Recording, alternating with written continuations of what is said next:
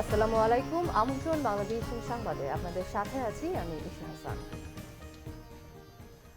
আগামী 7 দিনের মধ্যে সড়ক মহাসড়কে অবৈধ পার্কিং দখল উচ্ছেদের ঘোষণা দিয়েছেন সড়ক পরিবহন ও সেতু মন্ত্রী ওবায়দুল কাদের।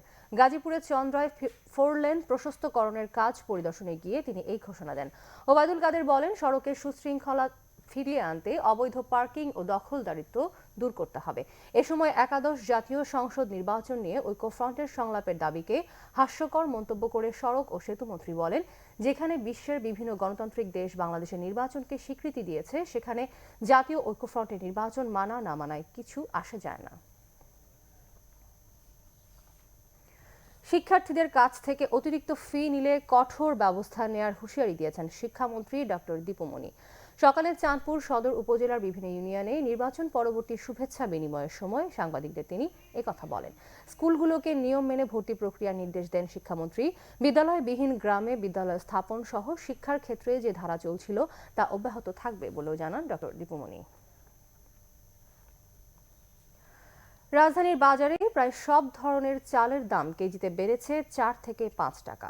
বাজারে নতুন চাল আসার পরও দাম বৃদ্ধির এই অস্বাভাবিক কারণ জানা নেই খুচরা ও পাইকারি বিক্রেতাদের।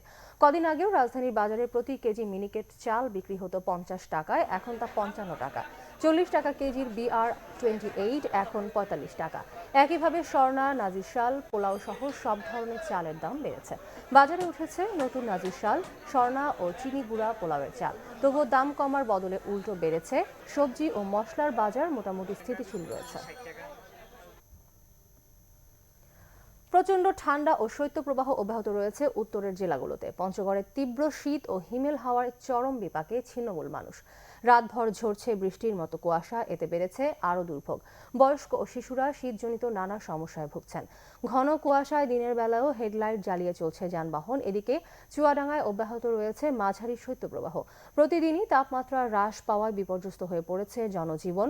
শুক্রবার জেলার সর্বনিম্ন তাপমাত্রা ছিল 7.3 ডিগ্রি সেলসিয়াস। তাপমাত্রা আরও কমতে পারে বলে জানিয়েছে আবহাওয়া অফিস। আন্তর্জাতিক প্রসঙ্গ।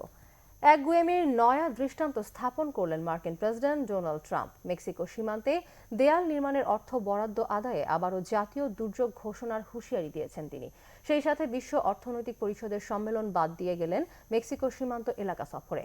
মেক্সিকো সীমান্ত পরিদর্শনে যাওয়ার আগে দেয়াল নির্মাণের ব্যয়বহুল প্রকল্প বাস্তবায়নে নির্বাহী ক্ষমতা প্রয়োগের আভাস দেন ট্রাম্প।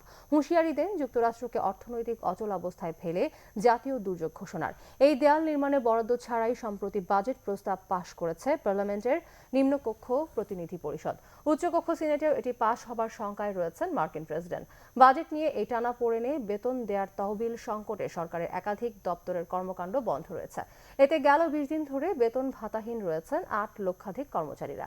এদিকে দেয়াল নির্মাণের গুরুত্ব বোঝাতে এবার সুইজারল্যান্ডে আয়োজিত দাভোস সম্মেলনে যাননি ট্রাম্প। তার বদলে পরিদর্শন করেছেন মেক্সিকো সীমান্ত, ঘুরে দেখেছেন সীমান্তবর্তী রিও গ্র্যান্ডে।